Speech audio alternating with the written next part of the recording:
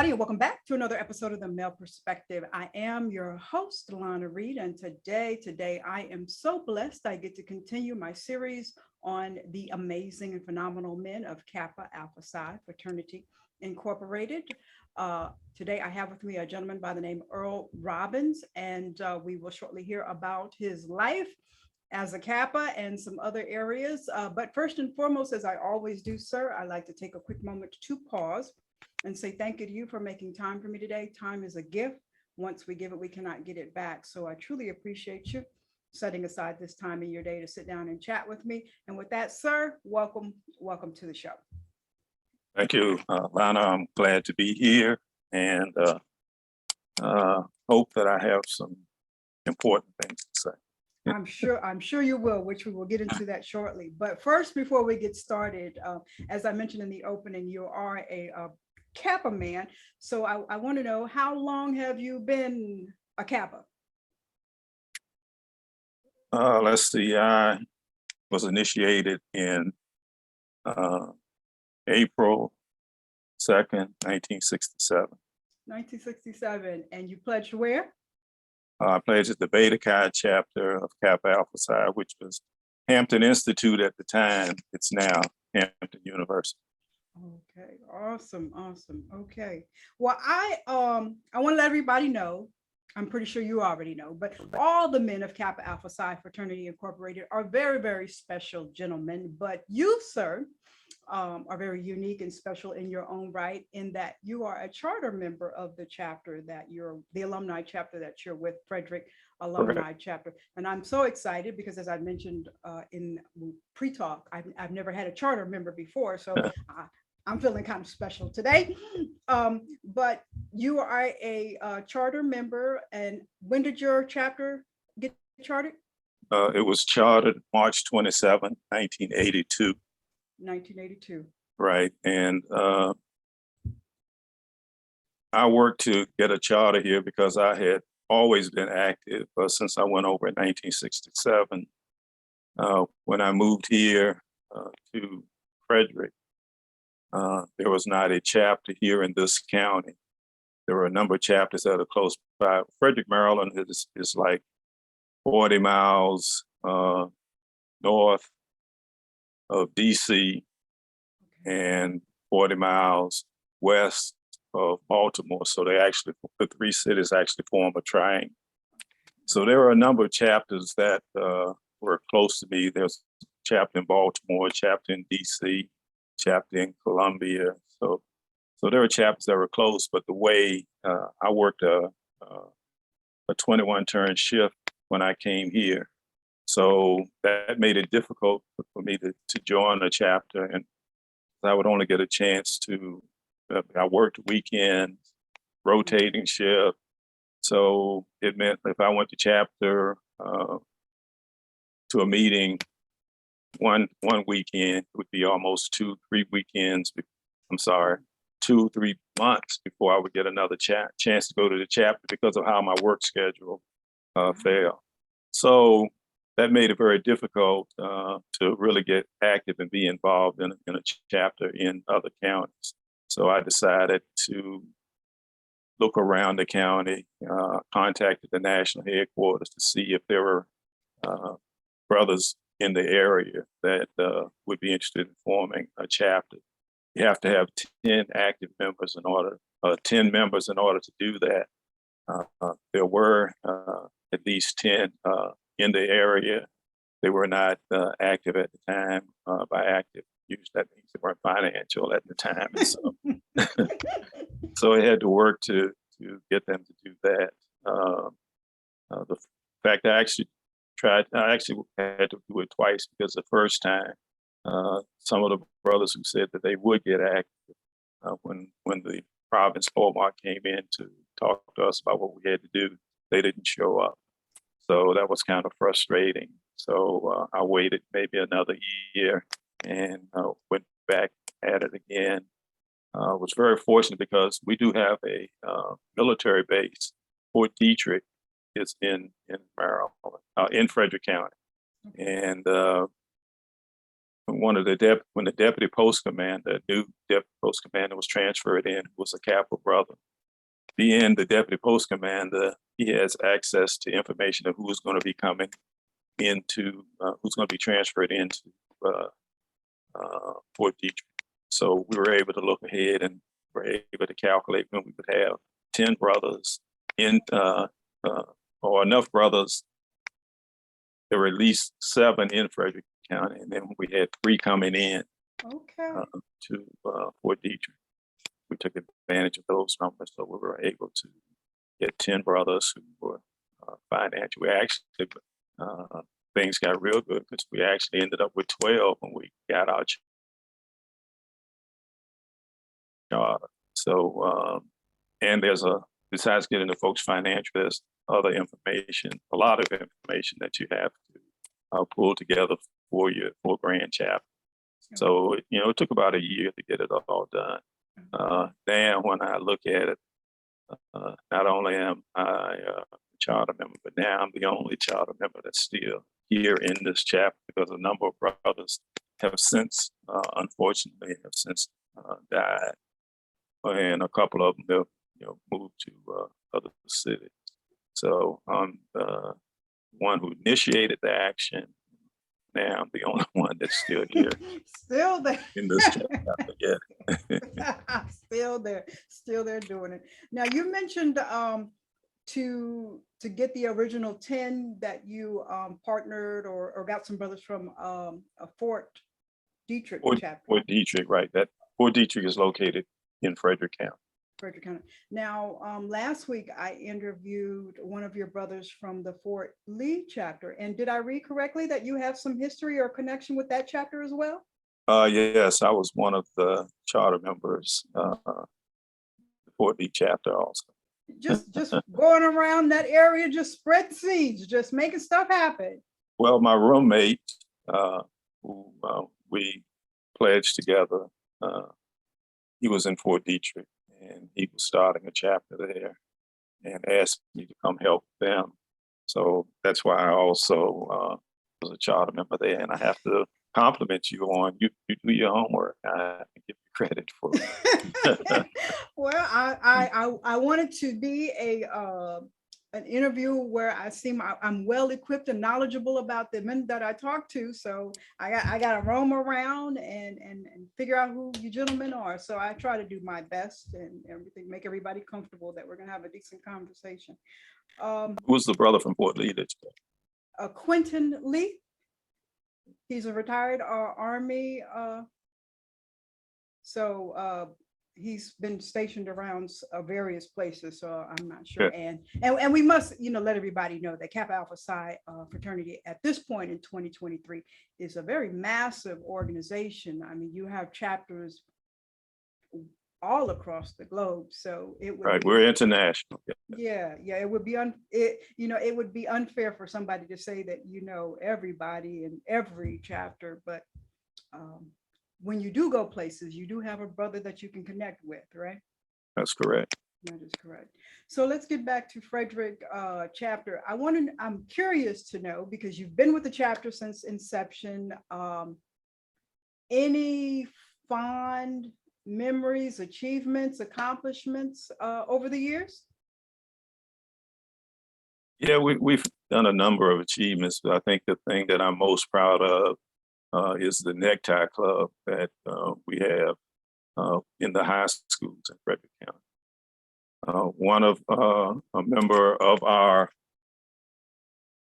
fraternity who was an assistant principal at the local high school, Frederick High School, which this was in 1995. He was concerned with where I should say he wasn't satisfied with the way a lot of the young men were acting in school, and called me and said, "Look, I need your help. We've got to do something. Some of these young men, they just need some guidance. Okay. So what can we do as the fraternity? What can we do to help provide that guidance?" Okay. Fraternity, we have our involvement in the communities for young people. We have what we call guide, write, program. Its purpose is to do what it says to Got him right. guide them right. And this brother's name was Don Matthews. He was assistant principal at Frederick High School. And I was working with a company called 𝗙𝗘𝗥𝗘𝗏 Aluminum Company, which was here in Frederick County. And in my position, I was in public and government affairs. So it was part of my job to be involved in the community. So it worked out to be a pretty good fit. So what we decided to do was to establish a necktie club. And we formed a formal partnership with the school system. So the school system would let us come into the school once a month. We would provide members of the fraternity who would come in and work with the young people, and the company that I worked for would provide lunches. So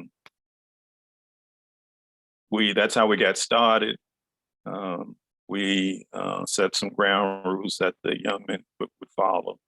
They had to wear a necktie when they came to the meeting in order to be able to come into meeting. And we would give them lunch.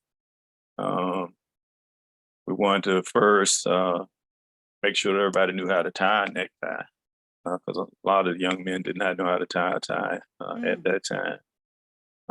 We told them it was important for them to learn how to tie a tie so that they would be able to pass on to their sons, teach their sons how to tie necktie.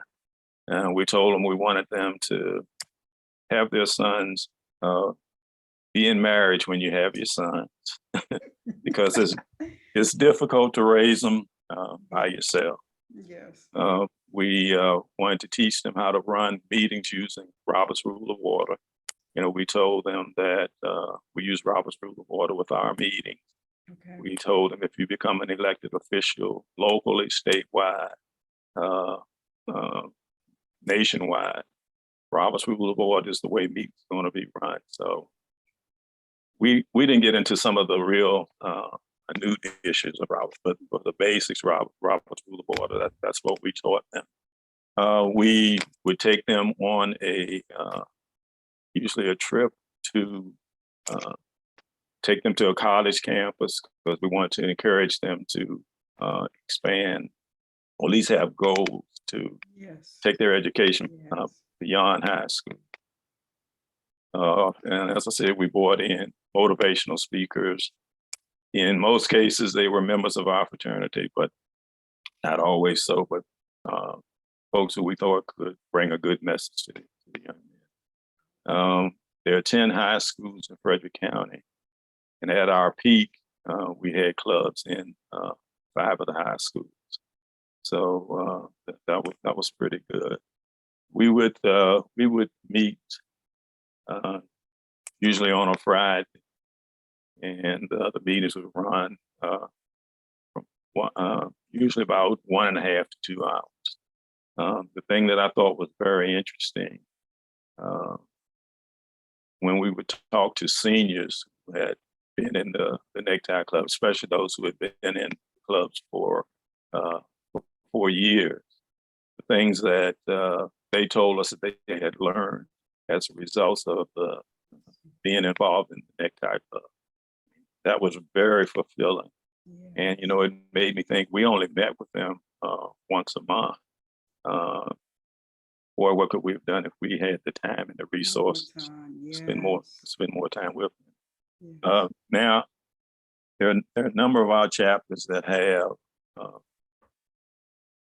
we have what is called a Kappa League, and Kappa League, they're involved with young folks outside of the school day. They're involved in weekends and things like that. I did not feel that we had the manpower to do that, nor did I have time to do it. Because once you start a program like that, you want to make sure it continues. So that's why we chose to do the necktie club. And as I said, we were meeting once a month. We got a chance to during the school day, so we had to have an agreement with the schools, a commitment from the principal of that school in order to make it work, because it wasn't necessarily a club day. So this was done specifically for our organization. Okay. So and we became pretty much in demand, where schools were trying to, can we get a necktie club in our school? So I was really proud of that. Awesome. The thing that made it difficult, though, is because we met during the school day, and most of the brothers, of course, had jobs. Could not necessarily. I had a job that allowed me the flexibility because part of my job was being involved in the community. Gotcha. So that worked out for me. But that's what, and the school year coming up will be the 29th year that the Necktie Club has been in Frederick High School. So that's our flagship high school. We haven't been in any other school for that length of time. For other schools, clubs have been there anywhere from 15, 16 years to 5, but Frederick had us the 29. 29 years. Have you had an opportunity to see any of the young men that you've encountered earlier on kind of grow up and come back and say, hey, if it had not been for you Kappas, I would not have you? Yes, we have a young man who was just elected in the last election to the county council. He is the vice president of the county council. Another young man who is the assistant to the mayor in Frederick City. And I see them all the time, and they tell me how, because they both had served as president of one of the necktie clubs. And they always let me know, you taught me the basics for Robert's Rule of Order. I appreciate them. And we always talked about the importance of being involved in the community. That was one of the things that I didn't say earlier, but we always made sure we did a community project every year too. So, so that way we encourage the young men to be involved in the community and understand the importance of them being involved in the community. Awesome. I love it. I love it. I think that's one of the things that a lot of people don't understand, especially when it comes to Black Greek organizations, is that there's a strong commitment to the communities that you're situated in. And I think that sets you apart from other organizations. And it's just so impactful. So you mentioned Guide, right? And you mentioned Kappa Foundation and the Necktie Club. Now, I also saw, as you know, I do my homework now. You have a legacy there at Frederick Alumni Chapter. There is a scholarship in your name there. What are the criteria, and when is that available? I did my work. I did my work. We have there is a scholarship in my name, and in order to receive the scholarship, you have to have a 2.5 average. Okay. I intentionally did not necessarily make a 3-point, because there are a lot of scholarships out there that require that higher. But I wanted to encourage maybe a student who didn't get off to a good start and may not have the 3-point average, but so it was a lot easier, I felt, to be able to have a 2.5. And my scholarship is for young Black male, because I'm encouraging, I want to encourage young Black male to go to college. Yes. And you have to be going to a HBCU, historically Black college and university. Okay. And I graduated from Hampton University now. I know the good work that historically Black colleges do for young folks. Sometimes when you go to the other universities, there's undue pressure put on young folks. And so they can't really relax and get the full college experience. Gotcha. So I think it's important that they go to a historically Black college. They get a chance to learn. A historically Black college will prepare them. Once they go there, they can go to any other institution that they want to, and they'll be successful. A lot of legacy out of HBCUs, especially with today's political climate. Yes. I'm hoping that we see a larger enrollment in HBCUs anyways. So I agree. Hopefully that'll turn around. Now, I do want to mention, let everybody know, not only is Brother Robbins a charter member of his chapter, he was the very first Polemarch of his chapter as well. All right. And I think one of the questions I want to ask you, because a lot of times when people from the outside see people in leadership positions, they tend to, be awestruck with the glitz and glamour of it and don't necessarily understand the behind the scenes headache that goes on involved. So if you were to encounter a younger brother just coming into Kappa and he's got his eye on the Polemarch position, what advice, what words of wisdom would you give to him about that position and climbing up to that? Well, for those who may not know what the Polemarch is, that's the name of the president of our organization. And if you're going to be Polemarch, then you got to be willing to work. You do the behind the scenes work that people don't get to see. You're responsible for whatever happens, whether it's good or bad. The Polemarch is the person responsible. So you're the one that making phone calls at night. You're the one that get to make trips that nobody else will make sure that the chapter is properly represented. Fraternity certainly has requirements of things that have to be done. And if you can't get anybody else to do them, Polemarch is the one is elected to. So there is, on the outside, it looks like a glamorous position. And it is a position that you should aspire to reach if you do become a member of the fraternity. That's the ultimate goal. But just understand that there's work behind. Mm-hmm. Not all glitz and glamour and title, right? Correct. Got to roll up your sleeves. Okay. Okay. Well, I want to segue for a minute. Well, wait a minute. Let me ask. Did we cover all of the community work that your chapter does in Frederick County or Frederick, Maryland, I should say? No, we have a scholarship that's not just in my name. We have a scholarship that's in another one of our charter members. Okay. Who is unfortunately no longer with us. So and that scholarship is for students in Frederick County. So mine is just for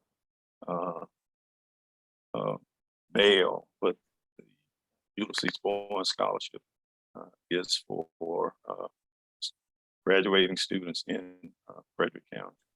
Okay. We also have a program where we honor the students of African descent who make the honor roll. So we have a program where we invite middle school and high school students to the program. In order to receive an invitation to our program, they have to make the honor roll 3 marking periods. And the first 3 marking periods, they have to be taken at least 1 honors class or advanced placement class or IBM class. So, and the reason we do that is that we know it's important that the students, to be successful, they need to take the tougher classes. Mm-hmm. So if you want to be invited to our program, then you have to take those classes, at least one of those classes each semester. And for the other thing that we have is a program that we call the Senior Scholars. So this is for graduating seniors they have to have met all those criteria that we talked about being invited to our program once a year. Plus, they have to have a 3.5 average or better in order to be identified as a senior scholar. And if they do end up with that cumulative average of 3.5 or better, then we present them with a 𝗙𝗘𝗏 in their school colors. And that's turned out to be a very sought after item. When we first started the program, that program has been going on for, I think it's about 22, 23 years. So when we first started the program, what we wanted to do, we would present the 𝗙𝗘𝗏s to the seniors at a program where all the students have been invited.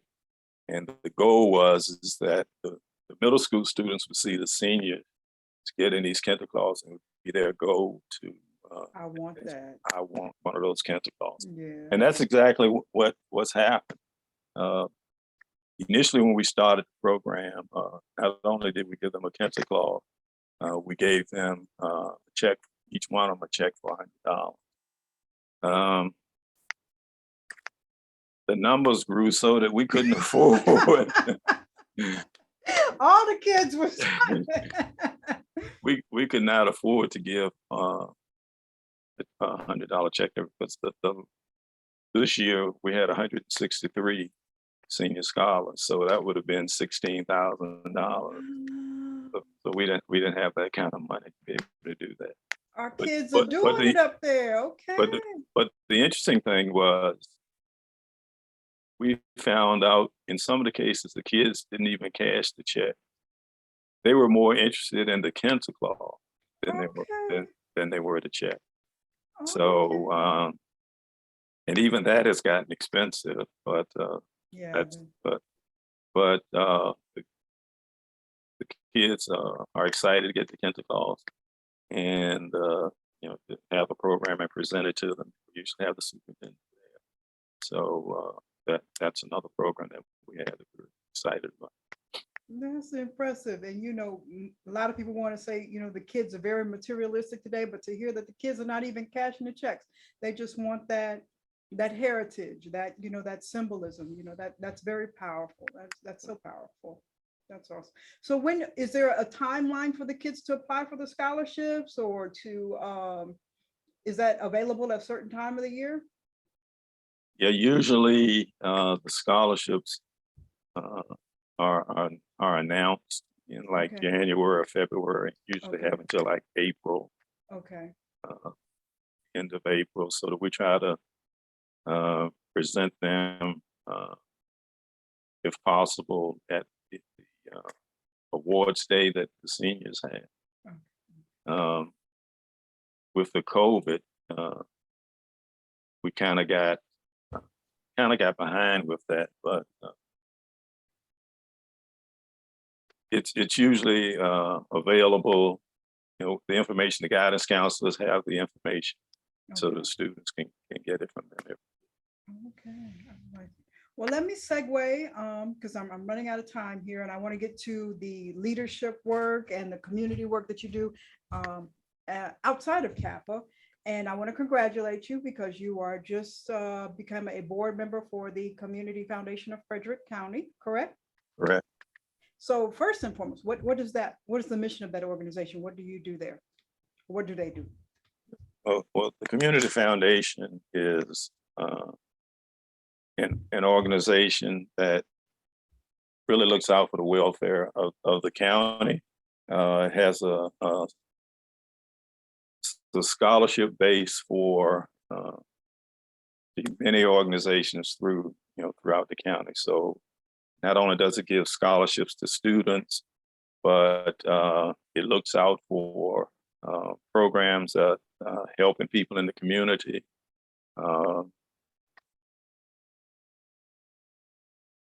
If you want to set up a scholarship, or if I wanted to set up a scholarship, well, I'm a student attorney right now, but if I wanted to do a scholarship and and you're looking for a place that can help your scholarship grow because it's handling a large amount of funds for a large community, the Community Foundation is a place that can do that. It's, like I say, trying to think of the best way to describe it, but it's a place where organizations that want to do things to help the community, they can get money from the Community Foundation. Students can get money for scholarships, but also people who are looking to do things for the community and looking for an organization that can help them also tax-wise.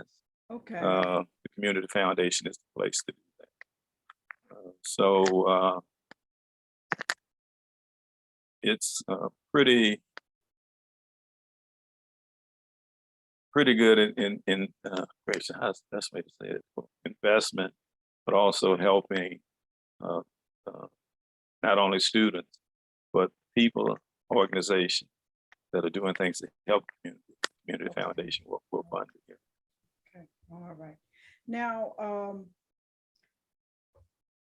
it's very apparent that you have been active in the community for years, not only with your fraternity, but just in other areas of the work that you do, and especially in the political climate. And a lot of times when I'm moving about in this world and I'm interacting with the younger generation, there's a lot of grumbling where they don't see the advantage of them participating in the political process. They don't think that it really matters. And there's a gap between us Black folks, our generation, we really think it's important, we really should do it, we're obligated to it. Some of the generation, they don't see that. What would you say to the younger generation, especially in today's political arena and climate, that they should get involved in some form of the political process, be it voting, volunteering for a campaign? You mentioned some of the gentlemen's lives that you impacted are now members of offices, even on the city level. Why is it important for the younger generation to kind of be invested in the political climate as you know it today? Well, if you're not a part of the political scene, then you're not going to have the opportunity to make decisions on what's going to happen. And so if you're not part of the solution, then you're part of the problem.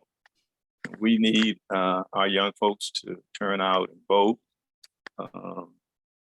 We had a primary here in Frederick County that was decided by one vote.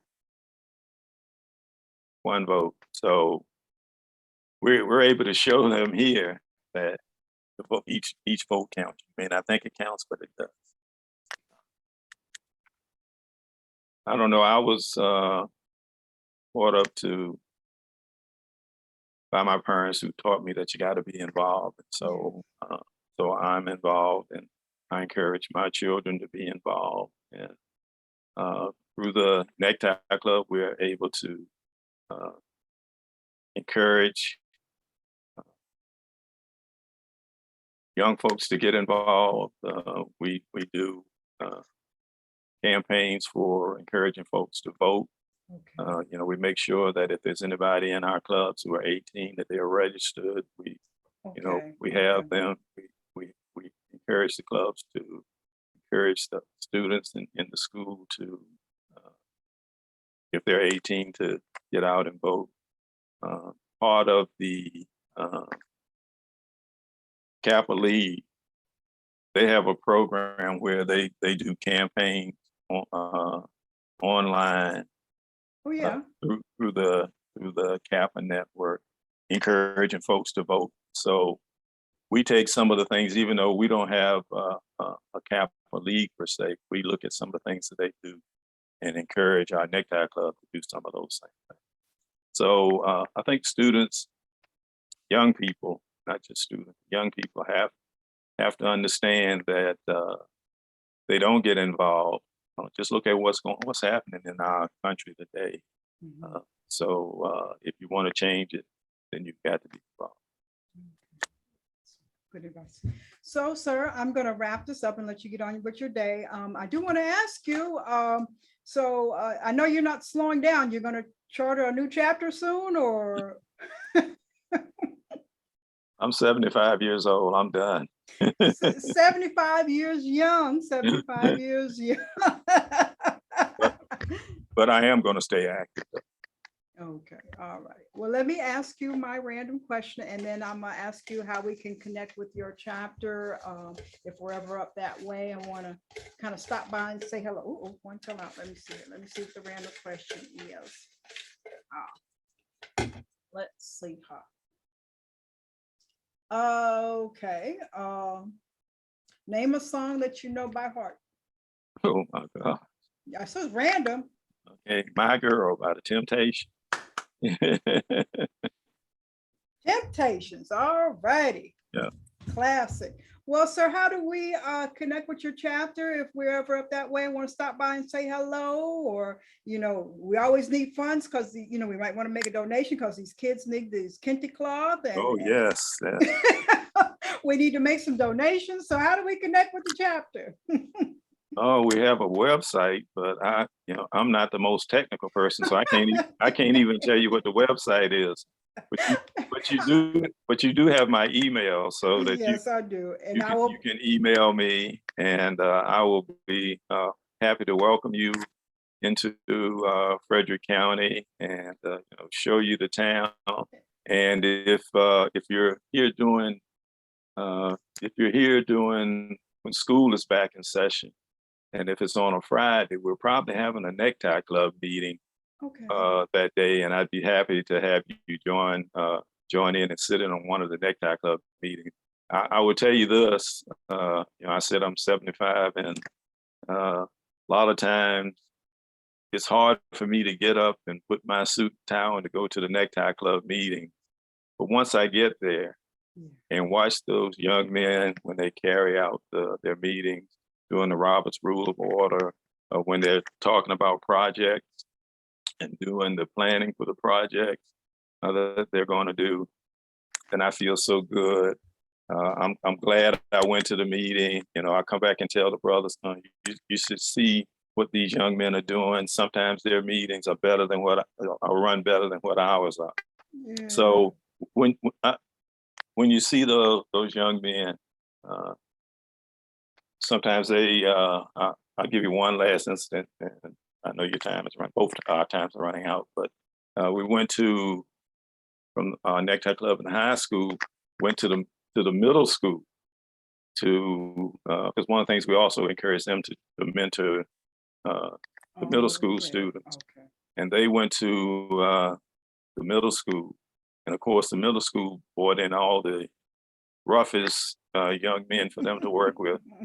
And when I walked in, I said, oh my gosh, this is going to be trouble. I was worried. But the young men broke the middle school students up into segments, and each of them took about 3 or 4 of them. And it was just, they were so calm. Got them all in line. They got them in line, and I just sat there in awe, and I was telling the assistant principal, I said, boy, when I walked in this door, I was worried. I thought I was going to have to take my coat off.